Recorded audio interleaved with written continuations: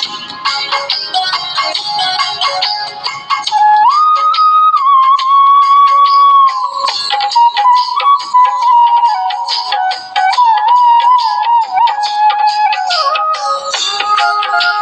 माता दी। राधे राधे फ्रेंड्स आप सभी को नवरात्रि की बहुत बहुत शुभकामनाएं। फ्रेंड्स आज की इस वीडियो में मैं आप सभी के साथ शेयर करने वाली हूँ नवरात्रि की बहुत ही सरल पूजा विधि। नवरात्र के पहले दिन ही माता रानी की चौकी लगाई जाती है, कलश की स्थापना की जाती है, जवारे बोए जाते हैं।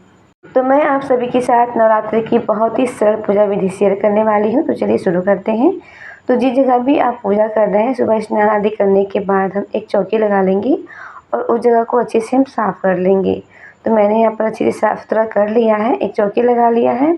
चौकी पे मैंने यहाँ पर लाल रंग का वस्त्र बिछा लिया है। माता रानी को लाल रंग अति प्रिय होती है। इसके बाद थोड़ी सी चावलों का आसन देते हुए माता रानी की फ़ोटो या मूर्ति जो भी स्वरूप है उन्हें हम विराजमान कर देंगे। इनके साथ ही हम भगवान गणेश को विराजमान करेंगे। तो थोड़ी सी चावलों का आसन दे करके भगवान गणेश की मूर्ति है उन्हें हम विराजमान कर देंगे। अब हम कलश की स्थापना करेंगे।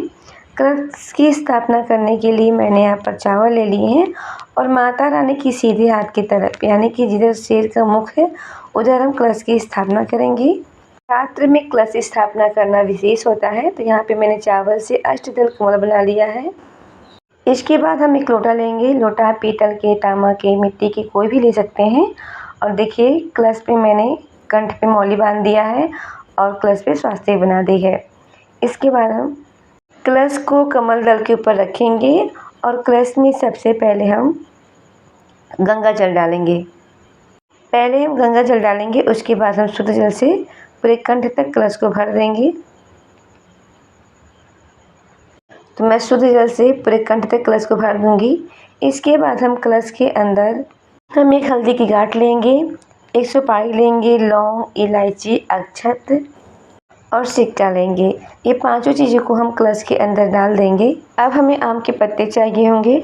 आम के पत्ते आप 5, 7, 9, 11 ले सकते हैं।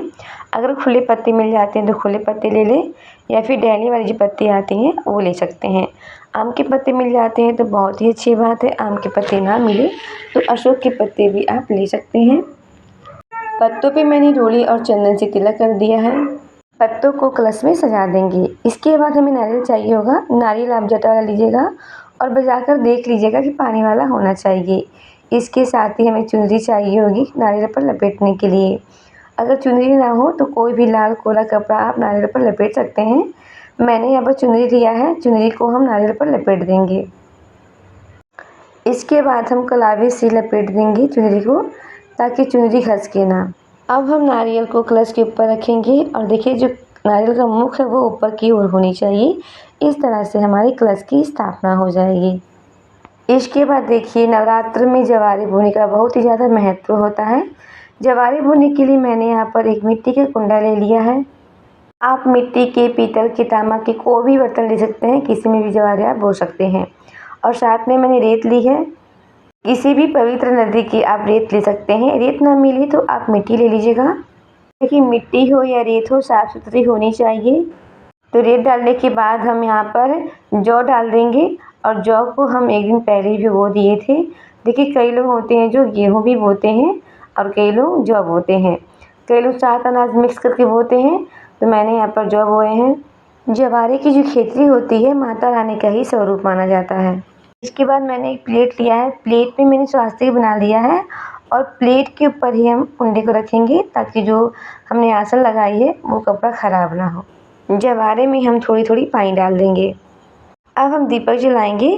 तो दीपक जलाने के लिए मैंने यहाँ पर थोड़ी सी अक्षतों का आसन दिया है। आप चाहे तो फूलों का भी आसन दे सकते हैं। दीपक आप तीले के तेल का जला सकते हैं या फिर घी का दीपक आप जला सकते हैं। मैंने तीले के तेल का दीपक जलाया है। इसके बाद हम जल से छींटे लगाते हुए सभी को भाव रूप में स्नान करा लेंगे। जवारे के अंदर भी आप थोड़ा सा जल जरूर छिड़क दीजिएगा। इसके बाद हम भगवान गणेश को वस्त्र के रूप में जनेऊ समर्पित करेंगे, कलावा समर्पित करेंगे। भगवान गणेश को रोली और चंदन से तिलक करेंगे और तिलक पे अक्षत समर्पित करेंगे यानी कि चावल। और चावल हमारी टूटी हुई नहीं होनी चाहिए। अब हम भगवान गणेश को लाल फूल समर्पित करेंगे। दुर्वा घास मिल जाए तो वो आप समर्पित कर दीजिएगा, ना मिले तो कोई बात नहीं है। तो मैंने यहाँ पर भगवान गणेश को लाल फूल समर्पित कर दिया है। माता रानी को हम लाल चुनरी समर्पित करेंगे, ओढ़ा देंगे।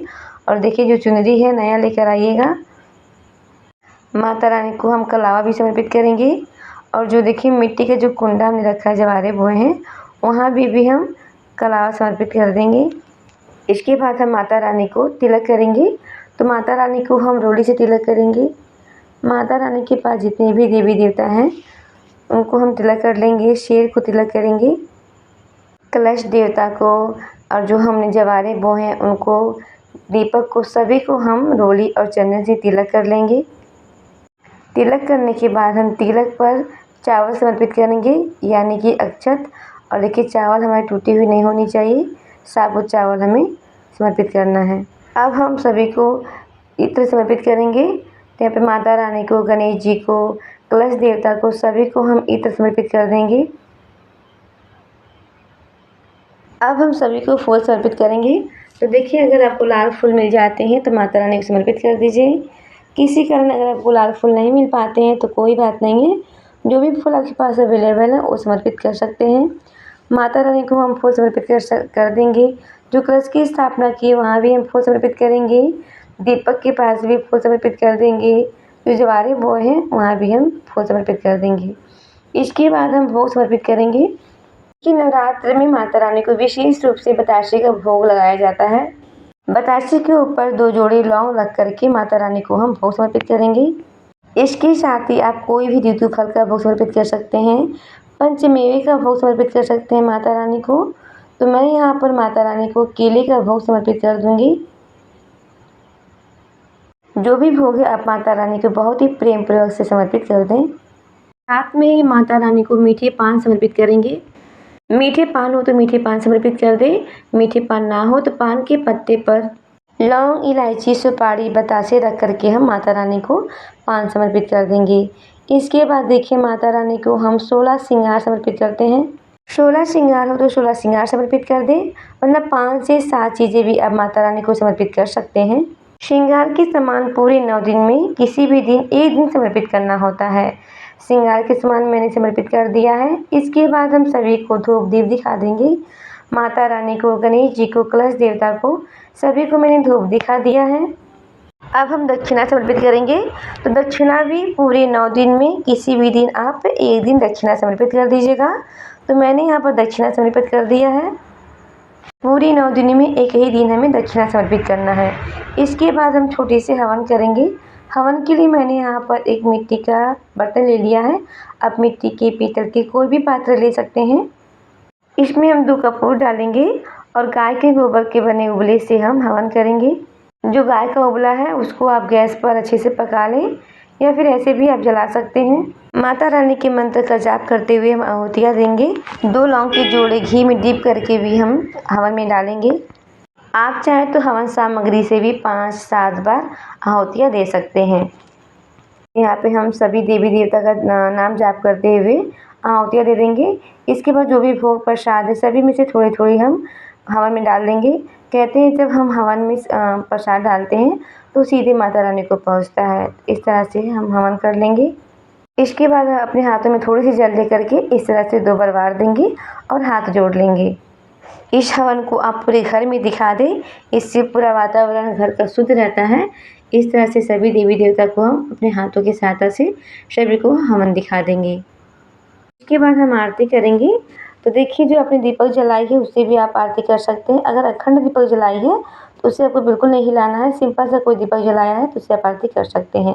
मैं यहाँ पर अलग से कपूर लेकर के आरती करूँगी। पहले भगवान गणेश की आरती करूँगी, फिर माता रानी की आरती करूँगी। सभी की हम बहुत ही प्रेम पूर्वक से आरती कर लेंगे। आरती करने के बाद हाथ जोड़कर माता रानी से प्रार्थना करेंगे, हे माता रानी, पूजा में हमसे जो भी गलती हुई हो हमें माफ़ करना और अपनी कृपा दृष्टि हमारे पूरे परिवार पे सदा ही बनाए रखना। इसके बाद इस जगह आप कोई पाठ करना चाहते हैं या दुर्गा चालीसा पढ़ना चाहते हैं तो वो पढ़ सकते हैं। तो 1 लोटा जल लेके अपने हाथों में थोड़ी सी अक्षत और फूल लेकर के आप पाठ कर सकते हैं या चालीसा पढ़ सकते हैं। तो फ्रेंड्स, इस तरह से नवरात्रि के प्रथम दिन की पूजा पूर्ण हो जाएगी।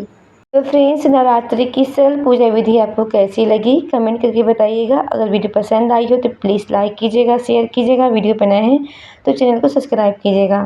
माता रानी की कृपया आप सभी पे सदा ही बनी रहे। इसी कामना के साथ फिर मिलते हैं एक और नई वीडियो में। तब तक के लिए जय माता दी। राधे राधे।